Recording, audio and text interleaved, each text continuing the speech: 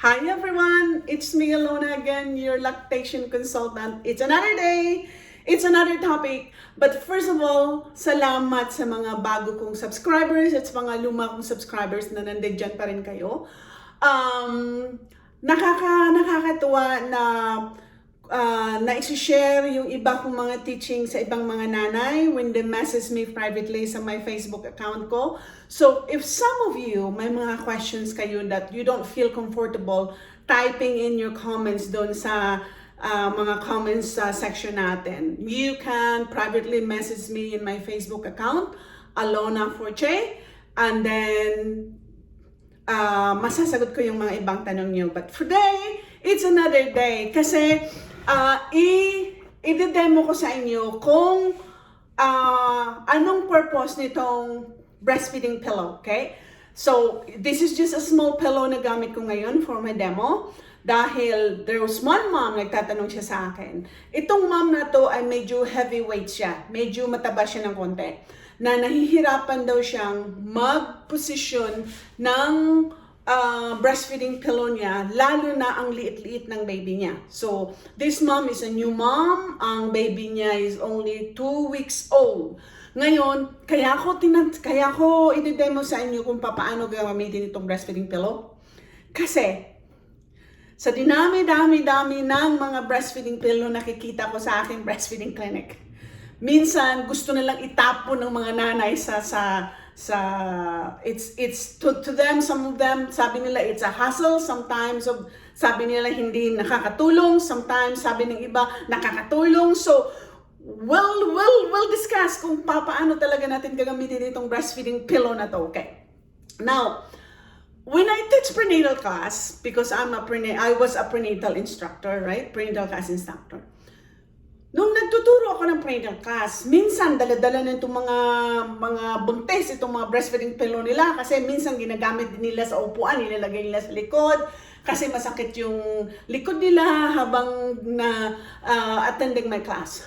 Itong breastfeeding pillow na to, nakikita ko anywhere sa mga department store, sa mga baby section, na may peanut shape, may parang cashew nut shape, may parang cord shape, may parang heart shape, iba't ibang shape ng breastfeeding pillow nakikita ko. May iba na ang bulky talaga, na ang bilog-bilog ng bulky.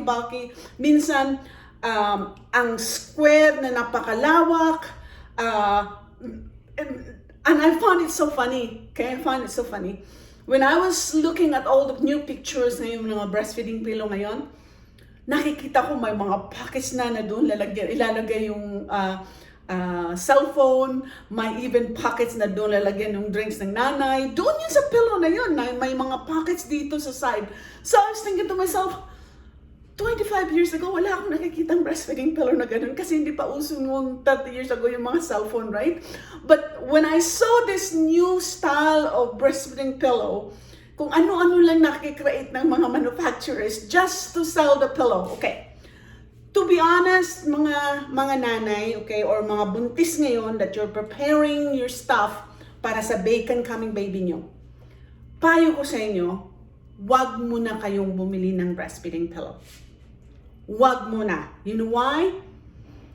Minsan nagsasayang lang kayo ng pera when you buy this breastfeeding pillow. Minsan they're 475 pesos, they're 600 pesos, they're 800 pesos, may 1,000 plus pa, may 2,000. Hang on to that. Do not buy it. Why? Ito ang na-experience ko sa aking mga pasyente, sa aking mga clientele in our breastfeeding clinic. Itong breastfeeding pillow na to, minsan nakakatulong siya. Kung may sakit, kung let's say may cesarean ka, nakakatulong siya na mag-protect doon sa tiyan mo habang karga mo si baby. Dahil, syempre, your stretchy sister raw, minsan very sensitive pa. So, the pillow is helping you to support yung na hindi matatas yung insertion mo, right, when you're breastfeeding. Ang problema nitong mga breastfeeding pillow na to, na kung ano-anong shape na nabibili ninyo, minsan hindi nasusukat sa katawan nyo at hindi nasusukat kung anong inuupuan nyo. Take note. Kung wala kayong komportableng couch sa bahay ninyo at ang upuan nyo is just a chair, itong chair lang na single chair na walang arm, pag may breastfeeding pillow kayo na nakaupo kayo sa isang chair na walang arm, pa-slide ng pa-slide yung breastfeeding pillow nyo dahil walang makakasupport, unlike when you're sitting in a couch. Na pag when you sit in the couch, talagang yung puwet natin is really comfortable sitting in the couch, and then you can really position doon sa breastfeeding pillow nyo in your lap. Ngayon, ito ang mali. Ito po tandaan nyo ha, uulitin ko ito kasi na-mention ko ata ito sa previous videos ko. Itong breastfeeding pillow na ito ay hindi po para kay baby. Siguro sa mga baguhan siguro hindi pa niyo alam, siguro nagtaka kayo. Hindi ito para sa baby. Itong breastfeeding pillow na to ay para sa arms nyo, para sa elbow nyo, para patungan sa braso nyo, para pag-support sa braso nyo. Hindi po ito para sa baby. Mali po minsan yung tinuturo ng mga ibang prenatal class instructors o kaya yung mga ibang tinuturo ng mga healthcare providers na okay, lagyan nyo si baby sa, okay, let's say this is my baby. So this is, parang mas malaki itong baby ko. Ano? Ang baby ko to is siguro mga 9 months na siguro ito. Pero ganito kalaki ang nilabas ko. 9.4 pounds yung baby ko. So could you imagine na holy smoke kalaki-laking baby ang nilabas ko. Anyway, pag nilagay nyo ang baby sa breastfeeding pillow, na ito ang sinusupport nyo kay baby habang nagbe-breastfeed kayo, hindi nyo makokontrol kung paano nyo properly i-latch si baby. Kasi itong pillow na to ay sagabal sa paghawak nyo kay baby.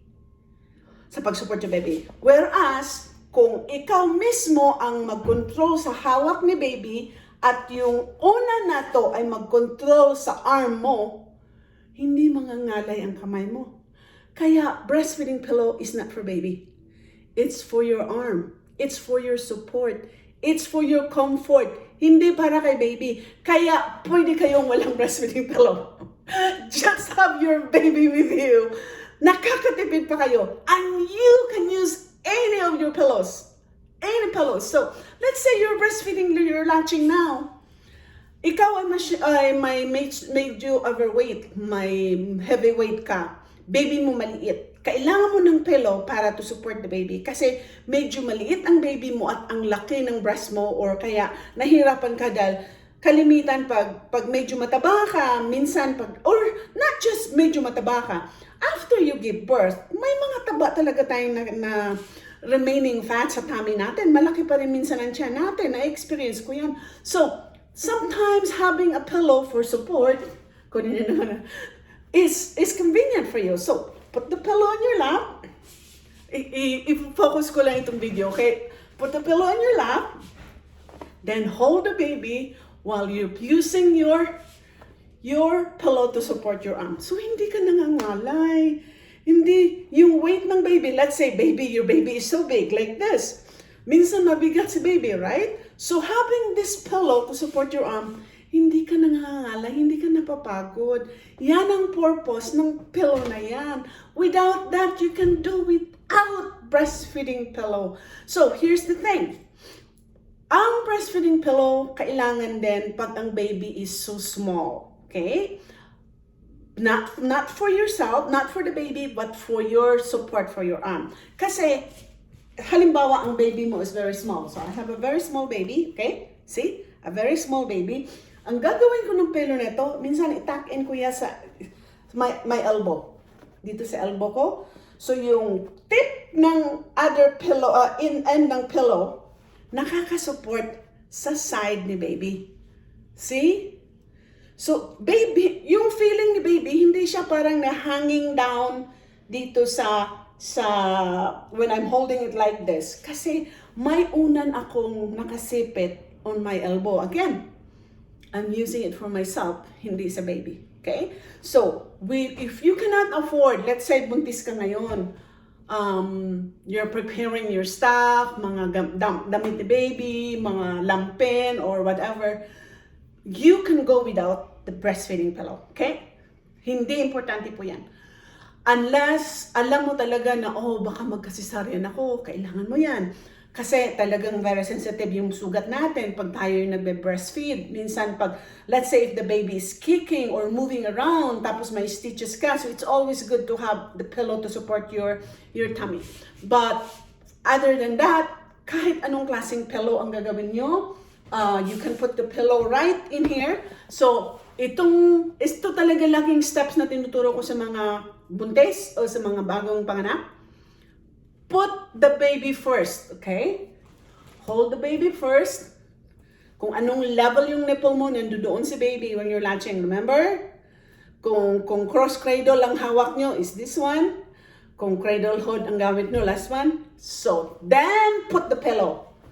Insert nyo yan doon sa ilalim to support your arm. Hindi yung unahin nyo muna yung pillow, then ilagay si baby. Mali po yun, okay? Mali yan. Dapat hindi ganun. Dapat hindi ganun ang turo sa mga nanay, okay? Kaya I'm hoping mga healthcare provider manunood dito. Kasi yun talaga kalimitan na mali na nakikita ko sa mga nanay when they're breastfeeding. Na instead of you holding your baby, ang pillow tuloy ang naghahawak kay baby. Ang nangyayari, pag nag-move ka around, nag-move din yung pillow, nag-move din yung latch ni baby. Kaya minsan, you're thinking na si baby malalim yung latch, nagiging mababaw yung latch.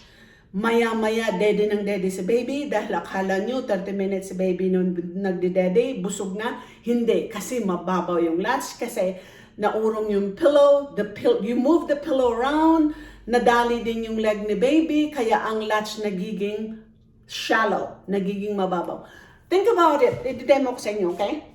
Pag nandito yung pillow, ilagay ko si baby, okay? Okay, baby is here. Tapos, si baby nag-move yung leg. Tadan!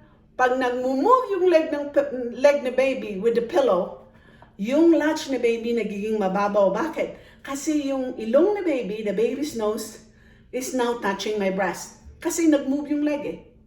But when you have the leg tucked in, the pillow stays, ang arm ko lang nag-control, deep pa yung latch na baby. Kaya, siguro sasabihin nyo, bakit kaya si baby? Kadidedi ko lang mga 30 minutes ago or 1 hour ago, gutom na naman. Because the latch is shallow dahil sa mali ding positioning because of the wrong placement of the pillow. Again, baby first, then the pillow. Sana may natutunan kayo sa video na ito about breastfeeding pillows. So if I were yung mga mom, siguro magagalit ito yung mga manufacturers ng mga breastfeeding pillows, okay? But, you know what? Ginagawa ko itong YouTube video ko ito kasi gusto kong itama yung mga mali. Kailangan natin ng breastfeeding pillow kung talagang kailangan natin, okay? Pero kung hindi mo pwedeng isama sa budget mo, you don't need it. Minsan napaka-bulky when you're traveling. It's better to have just your own comfort. You can even roll a blanket na yun ang gagawin mong pang-support sa arm mo because again, breastfeeding pillow normally, generally, hindi para sa baby. It's for you. Support mo sa arm mo, support mo sa leg mo when you are breastfeeding. So, I hope that's clear. Thank you for watching. Salamat sa nagtanong. Continue to subscribe and share this video. Please like this video. Thanks again. See you next time.